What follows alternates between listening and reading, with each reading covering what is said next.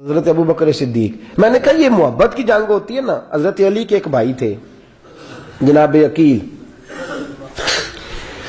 جناب عقیل وہ جب انہوں نے کلمہ پڑھا تو نبی پاک کے بڑا قریب رہنے لگے اور میرے نبی کریم صلی اللہ علیہ وسلم بھی ان سے بڑا پیار کرتے. حضور فرماتے تیرا کلمہ پڑھنے کی مجھے ڈبل خوشی ہوئی ہے.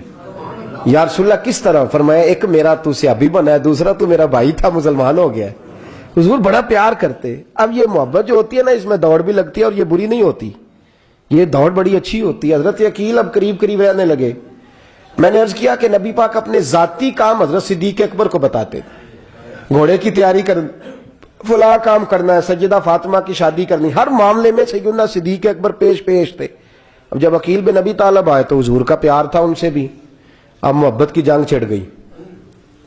اب جناب عقیل کہتے ہیں میں کہنے لگا یار یہ کہیں پیچھے ہوتا ہی نہیں، ہر معاملے میں اسے پیچھے بٹھاؤ بھی تو آگے آ جاتا ہے، اس نے کیا کمال کر دیا ہے. کہتے ہیں آہستہ آہستہ نا میں جوان تھا، ابھی نوجوانی کا عالم تھا، تو وہ خاص پہلو میں سمجھنے سے ابھی قاصر تھا. توجہ ہے آپ کی؟ کہتے ہیں ایک دن نا بڑی باتوں میں حضور فرماتے ابو بکر میرا گھوڑا تیار کرو. وہ کہتے ہیں میں دوڑ کہتا تو چھوڑ میں کرتا ہوں. کہتے ہیں وہ چپ کر جاتے. جتنی جگہ پہ مجھ سے بن سکا میں نے روکا. حضرت صدیق اکبر بولے. کہتے ہیں ایک دن نا مسجد کی پہلی صف میں بیٹھا تھا. میں نے پچھلے جمعے بھی کہا تھا اگے ہو بوے جڑا پہلو آئے، یہ حکم ہے نا حدیث میں، پہلے آئے اور آگے بیٹھ جائے. گدنے پھلانگنے سے منع کیا. کہتے ہیں ابو بکر صدیق، توجہ ہے آپ کی، ان کی عادت تھی کہ جمعے والے دن مسجد کی صفائی کرتے اور صفائی کر کے سب سے آگے بیٹھ جاتے. بات ذرا میں نے قریب ہو کے سب دی، پاس بیٹھ جاتے. عقیل بن ابی طالب کہتے ہیں میں بھی آیا سیدنا صدیق اکبر، اور مجھے کئی دنوں سے جلال تھا کہ یہ پیچھے ہوتا ہی نہیں. کہتے ہیں میں آیا تو حضرت ابو بکر آگے بیٹھے تھے، تو میں نہ جان بوجھ کے، بچہ تھا اور محبت تھی سرکار سے، ابو بکر سے بغض نہیں کوئی، خدا رہا اس بات کو ضرور ذہن میں رکھیں. فرماتے میں نے کہا ابو بکر اٹھ. مزے کی بات یہ ہے کہ جس مسجد میں صدیق اکبر بیٹھے اس کی جگہ بھی انہوں نے خرید کے دی ہے. مسجد نبی کی زمین کی سب سے پہلی رقم حضرت ابو بکر صدیق نے ادا فرمائی. اٹھ. کہتے اٹھے، پیچھے چل. توجہ ہے آپ کی؟ آکے تو ویکھے کو کسی نے، پاویں مہڑا ہوئے تو پاویں تو چھوٹا بندہ آکھے تو پھر تو وہ خیر ہی نہیں، عمر میں چھوٹا ہو یا مال میں. اٹھ چل پیچھے. اللہ اکبر. حضرت علی دیکھ رہے تھے. کہتے ہیں سیدنا صدیق اکبر اٹھے پچھلی صف میں، پھر اس سے پچھلی صف میں، پھر اس سے پچھلی صف میں، 7ویں صف میں پہنچ گئے اور وہاں ہاتھ باندھ دیے.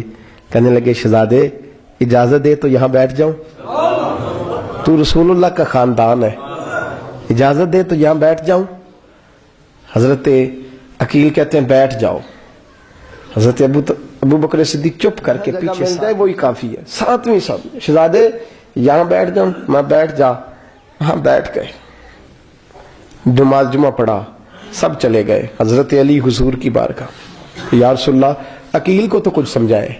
حضور نے فرمایا کیا ہوا؟ کہ حضور اکثر ابو بکر صدیق سے یار جاتا ہے، آج بھی پہلی صف سے اٹھا کے 7ویں صف میں. شکایت تو حضرت عقیل کی لگ رہی ہے نا. اور حضور فرماتے علی تو عقیل کی چھوڑ، بتا ابو بکر نے کیا جواب دیا ہے.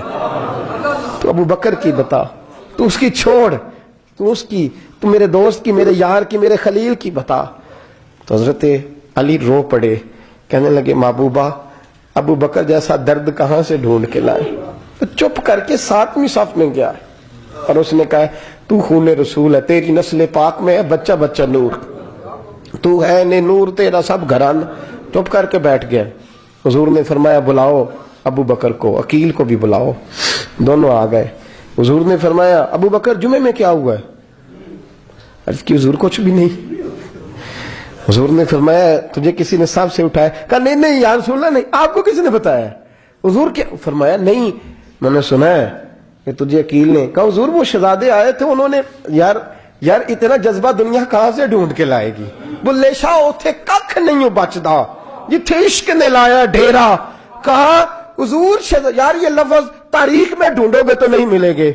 میرے ابو بکر صدیق کیا فرماتے ہیں؟ کہا حضور وہ نسل رسول کا شہزادہ ہے نا، اس نے ابو بکر کو 7ویں صف میں ابو بکر کا بیٹھنا پسند کیا تو ابو بکر راضی ہے.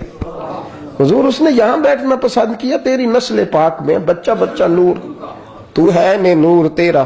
اور کہا حضور وہ خاندان ہے، میں خادم ہوں، فرق تو ہے نا. وہ خاندان ہے، میں خادم ہوں۔ میرے رسول کریم صلی اللہ علیہ وسلم نے بلایا جناب عقیل کو، ڈانٹا نہیں، محبت فرمائی۔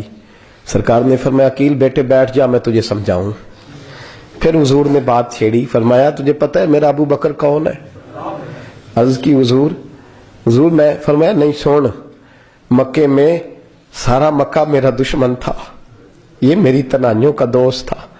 فرمایا لوگ تلواریں لے کے آتے تھے مجھے مارنے، اور اس کی تلوار اٹھتی تھی، کہتا تھا پہلے میں مروں گا پھر کوئی مصطفیٰ تک جائے۔ تجھے پتہ ہے یہ کون ہے؟ حضرت ابو بکر صدیق ہاتھ باندھے، حضور میں نوکر ہوں یا رسول اللہ، میں نے کوئی شکایت ہی نہیں کی۔ فرمایا عقیل یار ادھر بیٹھ بیٹھے، میں تجھے بتاؤں۔ کہا لوگ مجھے شیب ابی طالب میں قید کر آئے تھے، میری بیٹیاں پتے کھا کے گزارا کرتی تھی۔ یہ ابو بکر تھا پورے مکے میں جو ظلم سہ سہ کے میرے تک غلہ اور اناج لے کے آتا تھا۔ فرمایا عقیل ادھر آ، میں تجھے بتاؤں، تیرا خاندان تیرا قبیلہ سوائے مولا علی شیر خدا کے، فرمایا وہ سب لوگ میرے ساتھ پیار کرتے تھے، ہمارے اوپر انہوں نے مکے کی زمین تنگ کر دی۔ فرمایا میں مکے سے نکلا تھا، ابو بکر کی بیٹی غار ثور میں کھانا پکا کے لاتی تھی، اس کا بچہ بکریوں کا دودھ لے کے آتا تھا۔ فرمایا یہ جان پہ کھیل کے میری نگرانی کرتا تھا۔ فرمایا تجھے پتہ ہے جس جگہ تو بیٹھا ہوا ہے نا، یہ مسجد کی زمین بھی ابو بکر صدیق نے خرید کے دی۔ حضرت سیدنا عقیل یا رسول اللہ غلطی، حضرت ابو بکر کہتے ہیں حضور واللہ و رسول و منو، میرے اوپر اللہ رسول کے احسان ہے۔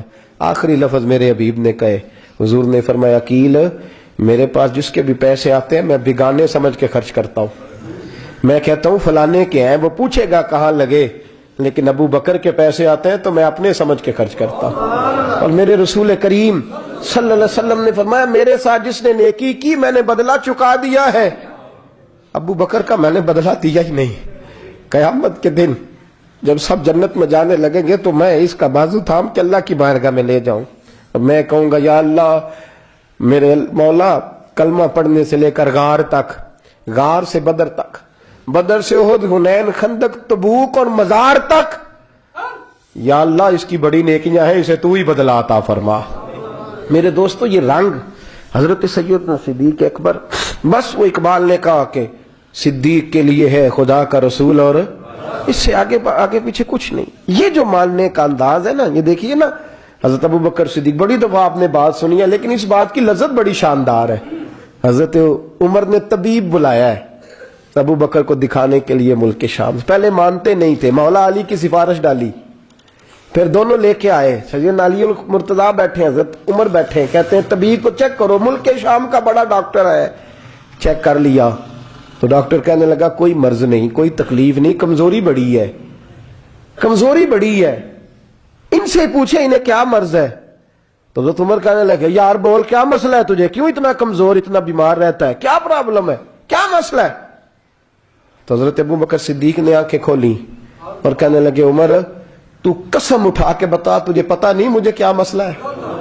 تو اٹھا نہ قسم، جنہاں دے دل بر جانی بچھڑن، کون روے پھر تھوڑا، سب روگاں دائی روگ محمد جس کا نام بچھوڑا۔ تجھے نہیں پتا تو بول، اگر خبر ہے تو پوچھتا کیوں ہے؟ میرے دوستو کمال دیکھو، مدینے میں آج بھی مصطفیٰ کو سلام کرو تو ساتھ ہی صدیق اکبر لیٹے ہوئے، ساتھ ہی لیٹے ہوئے مدینے میں۔ ابو بکر صدیق روز رات کو جا کے اس کے گھر کا کام کاج کر کے آتے۔ کام بتاؤں کیا تھا اس کا؟ جاگ رہے ہیں آپ لوگ؟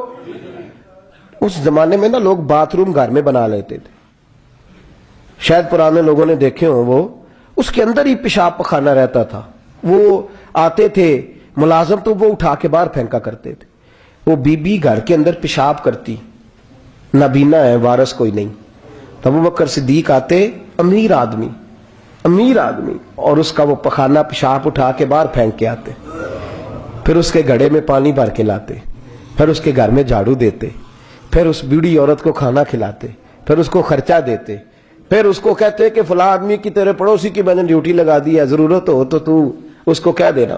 بڑے زمانہ خدمت کی۔ ایک دن حضرت عمر فاروق اس بی بی کے دروازے پہ چلے گئے، دستک دی، اس نے کہا کون ہے دروازے کا؟ میں عمر فاروق ہوں، عمر بن خطاب ہوں، پتہ چلا ہے آپ لوارث ہیں، میرا دل کرتا ہے میں آپ کے گھر کا کام کاج کر دیا کروں۔ تو بی بی کہنے لگی نہیں، ایک بندہ آتا ہے کئی سالوں سے وہ کر رہا ہے، مجھے وہی ٹھیک ہے. ایک آتا ہے بڑے سالوں سے کام کرتا ہے، وہی ٹھیک ہے. تو حضرت عمر کہنے لگے میں نے بھی کام ہی کرنا ہے، کچھ اس سے کرا لے، کچھ مجھے موقع دے دے نیکی کا. کہنے لگی نہیں وہی ٹھیک ہے. تو فرمانے لگے میرے اندر کیا نقص نظر آیا ہے، اماں جی مجھے بھی ٹائم دیں. تو بی بی کہنے لگی نہیں وہی صحیح ہے. حضرت عمر جذباتی آدمی تھے، جلالی آدمی تھے. کہنے لگے میں نے کہا نہیں مجھے بتاؤ میں کیوں نہیں کر سکتا. تو بوڑھی اماں کہنے لگی تجھ میں اور اس میں فرق ہی بڑا ہے. کہا وہ کیوں؟ کہنے لگے اتنے سال ہو گئے اسے آتے ہوئے، اتنے سال. تو پہلے دن آیا ہے اور آتے کہہ رہا ہے میں عمر بن خطاب ہوں، اپنا نام بتا رہا ہے. سالوں ہو گئے میں روز پوچھتی ہوں تیرا نام کیا ہے، وہ بتاتا ہی نہیں. وہ کہتا ہے اماں میں کام صحیح کرتا ہوں تو نام کو چھوڑو، نام بتا کے کیا کرنا ہے. فرمایا یہ تھوڑا فرق ہے، اس نے اتنے سالوں میں نام نہیں بتایا اور تو پہلے دن ہی آگے کہہ رہا عمر بن خطاب ہوں. تو ابا جی کا بھی نام بتا رہا ہے، میں نے نہیں کام کرانا، مجھے وہی صحیح ہے. نام نہیں بتاتا، نوکری پوری کر جاتا ہے. حضرت سیدنا عمر فاروق فرماتے میں تہجد کے وقت جھاڑیوں میں چھپ کے بیٹھ گیا. کہتے مسجد نبی سے وہ شخص نکلا، چہرے پہ نقاب، پیروں سے ننگا، اور میں نے اس شخص کو خرامہ خرامہ اس بوڑھی عورت کے گھر کے قریب جاتے دیکھا. تو پیچھے سے جا کے میں نے کہا او مسافر چہرہ تو دکھا. تو کہتے ہیں چہرہ اٹھایا تو ابو بکر صدیق تھے، صدیق اکبر تھے. حضرت عمر فاروق فرماتے ہیں میں نے کہا تو جوتی کو اتار کے آتا ہے؟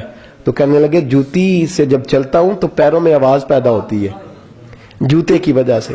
پڑوسیوں کو تکلیف دینے کا مقصد تو کوئی نہیں نا. اور فرمایا جب جوتوں سے آواز پیدا ہوگی تو گلی محلے والے پوچھیں گے ابو بکر کدھر جا رہا ہے، تو میں نیکی کسی کو بتانا نہیں چاہتا. تو فرمایا ابو بکر کب سے آ رہے ہو؟ فرمایا چھوڑ عمر، بس دعا کر رب میرا آنا قبول فرما لے. تو دعا کر سرکار کی بارگاہ میں حاضری صحیح لگتا ہے. چھوڑ میں کب سے آ رہا ہوں، اس وقت سے آ رہا، اس مسئلے کو چھوڑ. تو یہ دیکھ پانی پر نسویلیاں رنگا رنگ کڑے پریا اس دا جانیے جس دا توڑ چڑھے. یہ بات آپ نے درجنوں بار سنی ہے، لیکن اس پر غور تو کرو میرے دوستو.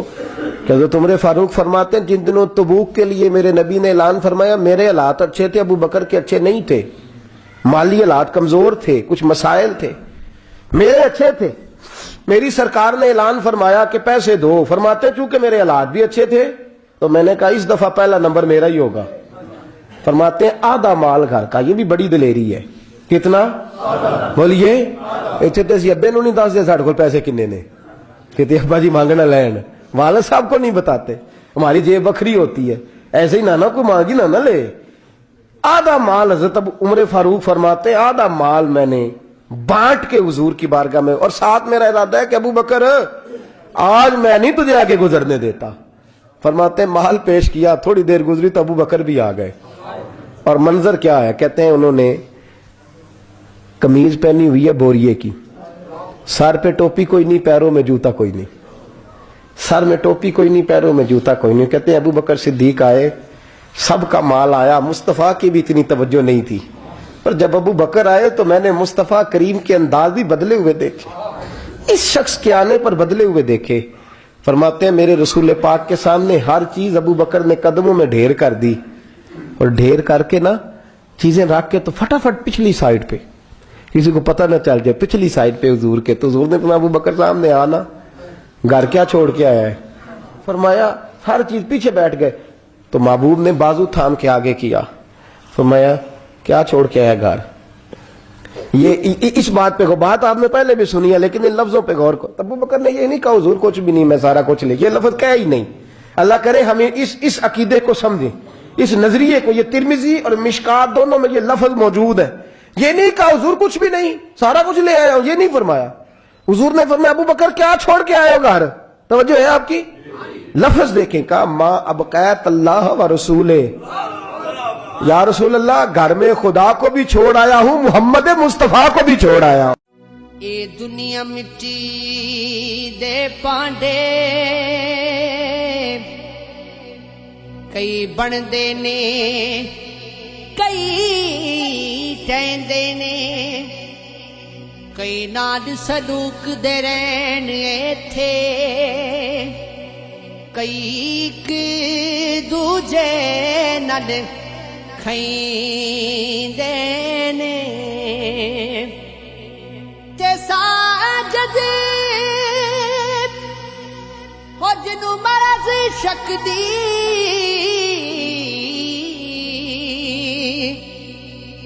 اتے جگ تو وکھرے رہندے نے ربا وچھڑ جاوے کدی یار تیرا پتہ لگے جب چھوڑا کی